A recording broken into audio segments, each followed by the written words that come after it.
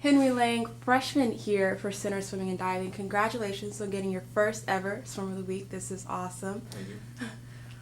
You had actually the team as a whole had some really, really close wins over the weekend against Barry. Also, you did too. It was like by .03 seconds. What are you thinking when you're going into that last home stretch? Well, that last home stretch, if being the 100 free, which is like that really close time, that .3 you were talking about, not, I'd say like really that'd just be like giving that last push, essentially, because my thought process going through a race would be, really get the first 25 going, really like have that good start, have that for a good first flip turn, really like get all like the little things down so I can get just a tad ahead of my opponent, and then once like the final stretch came around, I could tell just like I was ahead by my opponent, even if it was just like a half an arm length. Even if I could tell that, I was just be like, all right, I got this.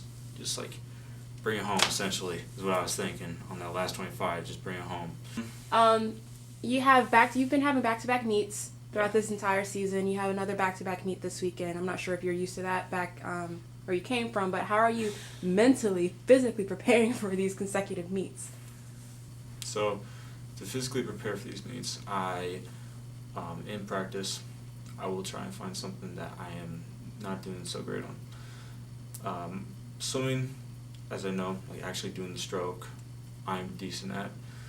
But like when it comes to starting, like pushing off the wall, underwaters, my breathing pattern, little things like that I can always improve on. And so when I'm doing practice, I'll think of something that is like really lacking and just really hone at it the entire practice. Like if I'm having bad underwaters, I'll just like make them like go harder at them, go longer, and I'll put myself in like a racing situation. So let's say if I'm doing my stroke, I'm practicing, and all of a sudden I get to like a wall and I got to do a flip turn, I'd be thinking to myself, if I was in a race, what would I want? I'd want a good push off that wall, a good underwater.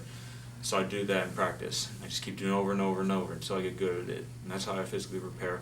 To mentally prepare, I really don't stress out about it until the day of the meet, because you can't let the pressure and anxiety get to you while you're practicing. You got to have a calm, thought-out process of how you're going to prepare for it.